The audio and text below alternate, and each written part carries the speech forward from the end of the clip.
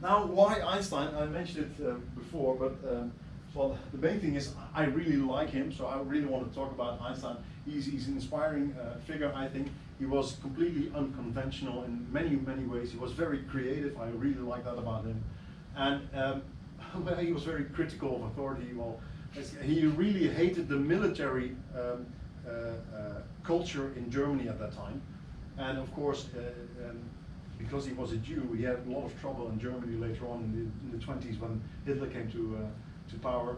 And in '33, he left Germany and went to America and never returned to Europe again. But he was very scared and very frightened for all the Jews in Germany, what was happening in the 20s and 30s. But anyway, he was a really free and creative mind. I really like that about him. And another thing, the last reality check, and that's, if you haven't heard, today is his birthday, the 14th of March. So that's especially the reason I wanted to do this. Another thing, he was born in 1879. So that means he was only 26 when he did all this. So most of us are late already. Some of you perhaps work on it. One summer, come on. When he was 26, so I don't know. He did that. This is something that I thought was important because I really like Einstein, what he stands for. I'm very much into theoretical physics and fundamental science, so I'm happy to work here. Wow, I even like this. But also, of course, he's on the side of this building together with Marie Curie.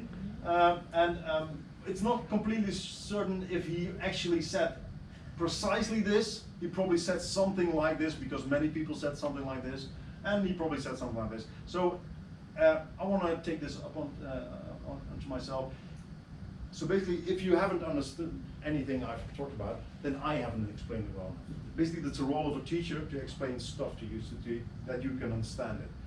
If it's too hard for you to understand, then I should have taken a lower level, right? So it is the teacher's fault in a basic way if you don't understand it. Of course, to understand it further, you have to work on it. But so I skipped many things in those articles that I really didn't understand. They were way too high level for me.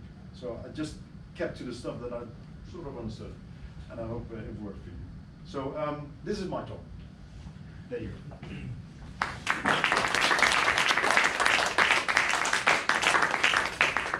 As you can see, I have some tips. I read these books, I saw these videos. There's much more about Einstein, of course, but these are just some of the things that that you can find on him. Easy and difficult stuff, all kinds of stuff.